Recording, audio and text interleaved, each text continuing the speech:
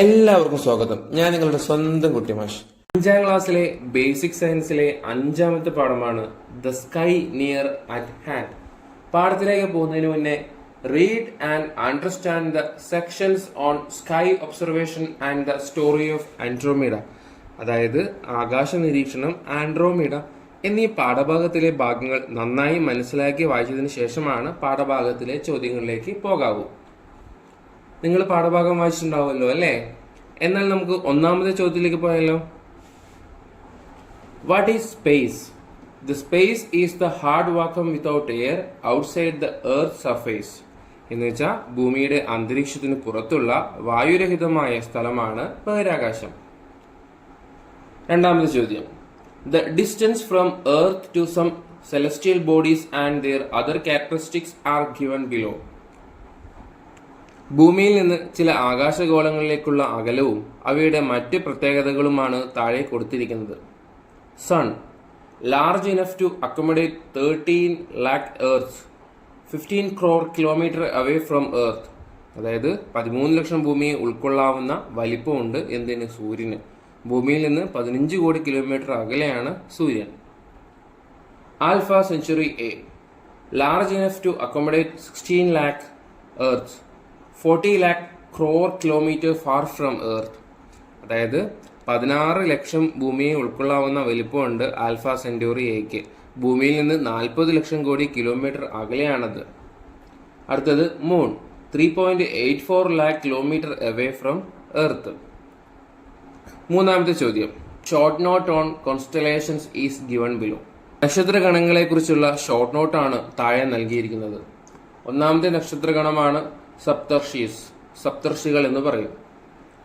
സപ്തർഷീസ് are constellations seen in the northern horizon of the sky clearly visible during the month of April. 7 stars can be seen clearly in this constellation, by which it is named as Saptarshis. It is known as Big Dipper in European countries as it has the shape of a big spoon.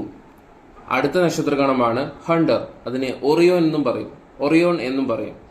It is a constellation visible in the eastern horizon at dusk in December. When the stars are connected, we can imagine the shape of the hunter. The Greeks gave the name Orion to this constellation. ഇതിന്റെ മറ്റൊരു പേര് Orion എന്നാണ് പറയുന്നത്. നാലാമത്തെ ചോദ്യം. What preparations do we for star watching? അതായത് നക്ഷത്ര നിരീക്ഷണത്തിന് എന്തൊക്കെ ഒരുക്കങ്ങളാണ് നടത്തേണ്ടത്? The star map should be used. നക്ഷത്ര മാപ്പ് ഉപയോഗിക്കണം. An open area with no light and visible to the horizon should be selected for observation. വെളിച്ചമില്ലാത്ത ചക്രവാളം വളരെ കാണുന്ന തുറസായ പ്രദേശമാകണം നിരീക്ഷണത്തിന് തിരഞ്ഞെടുക്കേണ്ടത്. അഞ്ചാമത്തെ ചോദ്യം. What is star map? A star map is a map that depicts the way the stars are aligned in the sky. ആകാശത്ത് നക്ഷത്രങ്ങൾ വിന്യസിച്ചിരിക്കുന്ന രീതി ചിത്രീകരിക്കുന്ന മാപ്പാണ് നക്ഷത്ര മാപ്പ് അഥവാ സ്റ്റാർ മാപ്പ്. ആറാമത്തെ ചോദ്യം. What is a space station? എന്ന് വെച്ചാൽ ബഹിരാകാശ നിലയാണ്. Space stations are laboratory setup in space to conduct space observation and related experimental research. ബഹിരാകാശ നിരീക്ഷണം നടത്താനും ബന്ധപ്പെട്ട പരീക്ഷണ ഗവേഷണങ്ങൾ നടത്താനുമായി ബഹിരാകാശത്ത് ഒരുക്കുന്ന പരീക്ഷണശാലകളാണ് ബഹിരാകാശ നിലയങ്ങൾ. ഏഴാമത്തെ ചോദ്യം. Why are space stations used? എന്തിനാണ് ബഹിരാകാശ നിലയങ്ങൾ ഉപയോഗിക്കുന്നത്? Since there is no airfield in space, it is possible to capture all the images and views of space very clearly through the space station and also used for experimental observations. ബഹിരാകാശത്ത് വായുമണ്ഡലം ഇല്ലാത്തതിനാൽ ബഹിരാകാശത്തെ ചിത്രങ്ങളും കാഴ്ചകളും എല്ലാം വളരെ വ്യക്തമായി പകർത്താൻ ബഹിരാകാശ നിലയത്തിലൂടെ സാധിക്കുന്നു. അതുപോലെ പരീക്ഷണ നിരീക്ഷണങ്ങൾക്കും ഇത് ഉപയോഗിക്കുന്നു. What problems can be faced by people who reach the space station for experiments? പരീക്ഷണങ്ങൾക്കും മറ്റുമായി ബഹിരാകാശ നിലയത്തിൽ എത്തുന്നവർക്ക് എന്തെല്ലാം പ്രശ്നങ്ങളായിരിക്കും നേരിടേണ്ടി വരിക? Oxygen does not exist in space. അതായത് ഓക്സിജൻ ബഹിരാകാശത്ത് ഇല്ല. ഇൻഓഡിയബിലിറ്റി ശബ്ദം കേൾക്കാത്ത അവസ്ഥ. Sound requires air to travel, therefore requires the aid of a machine to communicate with each other. ശബ്ദത്തിന് സഞ്ചരിക്കുന്ന വായു ആവശ്യമാണല്ലോ. അതുകൊണ്ട് തന്നെ പരസ്പര ആശയവിനിമയത്തിന് ഒരു യന്ത്രത്തിന് സഹായം ആവശ്യമാണ്. Weightlessness gravity is so weak that space feels weightless. ഭാരമില്ലായ്മയെ കുറിച്ചാണ് കേട്ടോ പറയുന്നത്. ഗുരുത്വാകർഷണം തീരെ കുറവായതിനാൽ ബഹിരാകാശത്ത് ഭാരമില്ലായ്മ അനുഭവപ്പെടും. Apart from these, researchers in space stations are facing many challenges such as food, resistance to disease and temperature differences. ഇവ കൂടാതെ ഭക്ഷണം, രോഗപ്രതിരോധ ശേഷി, താപനിലയിലെ വ്യത്യാസം തുടങ്ങി ഒട്ടേറെ കാര്യങ്ങളിൽ ബഹിരാകാശ നിലയങ്ങളിലെ ഗവേഷകർ വെല്ലുവിളി നേരിടുന്നുണ്ട്. 9ാമത്തെ ചോദ്യം, which celestial body is closest to earth? ഭൂമിയുടെ ഏറ്റവും അടുത്തുള്ള ആകാശഗോളം ഏതാണ്? The moon. 10ാമത്തെ ചോദ്യം, what is the reason for the brightness of moon at night? രാത്രികാലങ്ങളിൽ ചന്ദ്രൻ പ്രകാശിക്കുന്നതായി കാണപ്പെടാനുള്ള കാരണം എന്ത്? The light of the sun that falls on the moon gets reflected. The reflected light makes the moon glow and we see it as the light of the moon. ചന്ദ്രനിൽ സൂര്യപ്രകാശം തെറ്റി പ്രതിഫലിക്കുന്നത് കൊണ്ടാണ് രാത്രികാലങ്ങളിൽ ചന്ദ്രൻ പ്രകാശിക്കുന്നതായി കാണുന്നത്. എന്നാൽ പകൽ സമയം തീവ്രമായ സൂര്യപ്രകാശം ഉള്ളതുകൊണ്ട് തന്നെ ചന്ദ്രനെ നമുക്ക് കാണാൻ കഴിയില്ല. 11ാമത്തെ ചോദ്യം, ക്യാരക്ടറിസ്റ്റിക്സ് ഓഫ് ദ മൂൺ എന്ന് വെച്ച് കഴിഞ്ഞാൽ ചന്ദ്രന്റെ പ്രത്യേകതകൾ.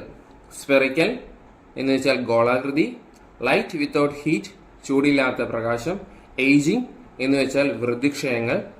അടുത്തത് high and low light areas എന്ന് വെച്ചാൽ പ്രകാശം കൂടിയതും കുറഞ്ഞതുമായ ഭാഗങ്ങൾ. 12ാമത്തെ ചോദ്യം, സെൽഫ് ഇല്യൂമിനസ് സെലസ്റ്റിയൽ ബോഡീസ്. സ്വയം പ്രകാശിക്കുന്ന ആകാശഗോളങ്ങൾ ഏതാണ്? The stars. 13ാമത്തെ ചോദ്യം, which star is closest to earth? ഭൂമിയോട് ഏറ്റവും അടുത്ത് കിടക്കുന്ന നക്ഷത്രം ഏതാണ്? The sun. 14ാമത്തെ ചോദ്യം, what is a solar system? The solar system consist of the sun, the planets around the sun, satellites and many other celestial bodies. സൂര്യനും സൂര്യനെ ചുറ്റുന്ന ഗ്രഹങ്ങളും ഉപഗ്രഹങ്ങളും മറ്റനേകം വസ്തുക്കളും ചേർന്നതാണ് സൗരയൂഥം. 15ാമത്തെ ചോദ്യം, what is an orbit? Like the moon revolves around the earth and the other planets of the solar system revolves around the sun. Orbit is the path of the celestial bodies around the sun. ചന്ദ്രൻ ഭൂമിയെ ചുറ്റുന്നത് പോലെ ഭൂമിയും സൗരയൂഥത്തിലെ മറ്റ് ഗോളങ്ങളും സൂര്യനെ ചുറ്റുന്നുണ്ട്. ആകാശഗോളങ്ങളുടെ ഈ സഞ്ചാരപാതയാണ് orbit എന്ന് പറയുന്നത്. മലയാളത്തിൽ ഇതിനെ പരിക്രമണ പദം എന്നാണ് പറയുക. 16ാമത്തെ ചോദ്യം, how many planets are there in the solar system and what are they? സൗരയൂഥത്തിൽ എത്ര ഗ്രഹങ്ങളുണ്ട്? അവ ഏതെല്ലാമാണ്? There are 8 planets in the solar system.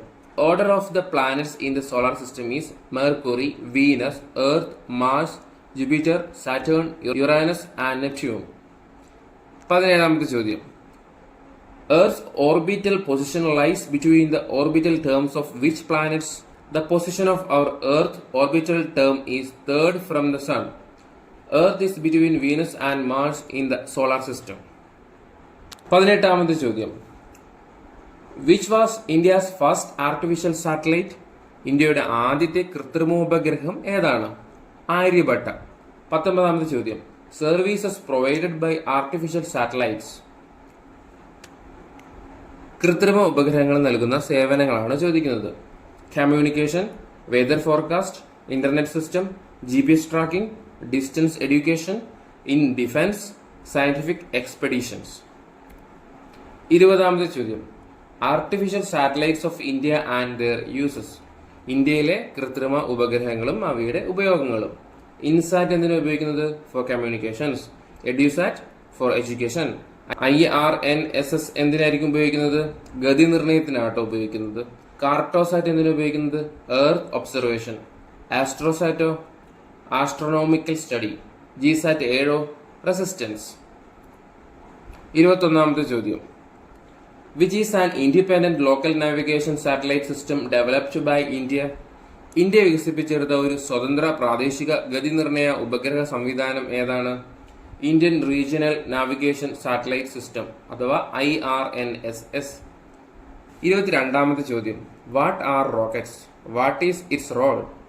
Rockets are launch vehicles used to launch artificial satellites and humans into space for space explorations.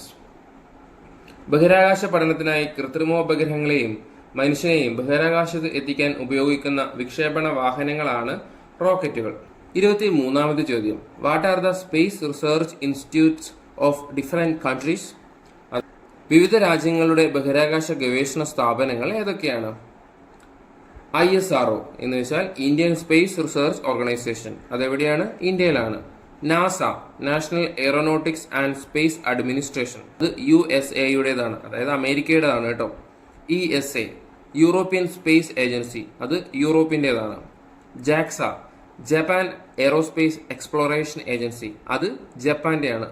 CSA, Canadian space agency, അത് കാനഡയുടേതാണ്. 24-ാമത്തെ ചോദ്യം, find out more about Thumba rocket launch centre. തുമ്പ rocket വിക്ഷേപണ കേന്ദ്രത്തെക്കുറിച്ച് കൂടുതൽ കാര്യങ്ങൾ കണ്ടുപിടിക്കുക. First rocket launch centre in India, located in Thiruvananthapuram district, established on 21st November 1963. Full name is Tumba Equatorial Rocket Launching Station. Nike Apache rocket launched in 1963 is the first rocket launched in Tumba. അതായത് തുമ്പയിൽ വിക്ഷേപിച്ച ആദ്യ റോക്കറ്റാണ് Nike Apache rocket. അത് 1963-ലാണ് വിക്ഷേപിച്ചത്. 25-ാമത്തെ ചോദ്യം, find out more about Satish Dhawan space centre, located in Sriharikota, അത് ആന്ധ്രാപ്രദേശിലാണ്. Started operation in October 1971. Named after former ISRO chairman Satish Dhawan since 2002. 26-ാമത്തെ ചോദ്യം, when did man first set foot on the moon? അതായത് മനുഷ്യൻ ആദ്യമായി ചന്ദ്രനിൽ കാലുകുത്തിയത് എപ്പോഴാണ്? 21st July 1969. 27-ാമത്തെ ചോദ്യം, in which spacecraft Neil Armstrong, Edwin Aldrin was the first astronaut to reach the moon? അതായത് ഏത് space ക്രാഫ്റ്റിൽ യാത്ര ചെയ്താണ് നീൽ ആംസ്ട്രോങ്ങും എഡ്വിൻ ആൾഡ്രിനും ചന്ദ്രനിൽ കാലുകുത്തിയത്? In NASA's Apollo 11 lunar probe. 28-ാമത്തെ ചോദ്യം, who controlled the ark in which they traveled? Michael Collins. അതായത് ഇവർ സഞ്ചരിച്ച പേടകം നിയന്ത്രിച്ചത് ആരാണ്? Michael Collins. 29-ാമത്തെ ചോദ്യം, which is the world's first artificial satellite? ലോകത്തിലെ ആദ്യത്തെ കൃത്രിമ ഉപഗ്രഹം ഏതാണ്? Sputnik 1 was launched by the Soviet Union on October 4, 1957. 30-ാമത്തെ ചോദ്യം, when is international space week observed? അന്താരാഷ്ട്ര ബഹിരാകാശ വാരമായി ആചരിക്കുന്നത് എപ്പോഴാണ്? October 4th to 10th. 31-ാമത്തെ ചോദ്യം, what are India's lunar missions? ഇന്ത്യയുടെ ചാന്ദ്ര ദൗത്യങ്ങൾ ഏതൊക്കെയാണെന്നാണ് ചോദിക്കുന്നത്. Chandrayaan 1 October 22, 2008-ലാണ് വിക്ഷേപിച്ചത്. Chandrayaan 2 July 22, 2019-ലാണ് വിക്ഷേപിച്ചത്. Chandrayaan 3 July 14, 2023-ലാണ് വിക്ഷേപിച്ചത്. 32-ാമത്തെ ചോദ്യം, അതർ ഇന്ത്യൻ സ്കീംസ്, അതായത് മറ്റ് ഇന്ത്യയുടെ പദ്ധതികൾ ഏതൊക്കെയാണ്? മംഗൾയാൻ, അത് മാർസ് എക്സ്പെഡീഷൻ ആണ്, ചൊവ്വ പര്യവേഷണ ദൗത്യമാണ് കേട്ടോ. ആദിത്യ L1, സോളാർ പ്രോബ്, അതായത് സൂര്യനിൽ പര്യവേഷണം നടത്തിയ ഒരു മിഷനായിരുന്നു ആദിത്യ L1. ഗഗൻയാൻ, അത് സ്പേസ് എക്സ്പ്ലോറേഷൻ ആയിരുന്നു. അടുത്തത് ലെറ്റ്സ് ഇവാലുവേറ്റ് എന്ന ഭാഗങ്ങളിലെ 2 ചോദ്യങ്ങളും ഉത്തരമാണ് ഞാൻ നിങ്ങൾക്കിനി പറഞ്ഞു തരാൻ വേണ്ടി പോകുന്നത്. Following are some important milestones in Indian space exploration. Rearrange them in chronological order. Mangalyaan launch. Mangalyaan 1-ന്റെ വിക്ഷേപണം എന്നായിരുന്നു ചോദിക്കുന്നത്? 5th November 2013. സാറ്റ് 1 launch 10th April 1982. Aditya L1 launch September 2nd, 2023. ISRO was established 15 August 1969. Chandrayaan 1 launch 22nd October 2008. Aryabhatta launched 19th April 1975. ഇനി രണ്ടാമത്തെ ചോദ്യമാണ്, find and match each of the following statements with what they relate to. താഴെ പറയുന്ന പ്രസ്താവനകൾ ഓരോന്നും ഏതുമായി ബന്ധപ്പെട്ടതാണെന്ന് കണ്ടെത്തി വരച്ച് യോജിപ്പിക്കുക. എർത്ത് സാറ്റലൈറ്റ് ഏതാണ്? മൂണാണല്ലേ, നമുക്കറിയുന്നതാണ്. Weather forecasting. Artificial satellites, to launch artificial satellites in to space. Rocket. Celestial bodies orbiting the planets എന്ന് വെച്ചാൽ എന്താ? ഗ്രഹങ്ങളെ ചുറ്റിക്കൊണ്ടിരിക്കുന്ന ആകാശ വസ്തുക്കൾ എന്താണെന്നാണ് ചോദിക്കുന്നത്. സാറ്റലൈറ്റ്സ് അഥവാ ഉപഗ്രഹങ്ങൾ. സെൽഫ് ഗ്ലോയിങ്, സ്വയം പ്രകാശിക്കുന്നത് എന്താ? സൂര്യൻ അല്ലെങ്കിൽ നക്ഷത്രങ്ങൾ.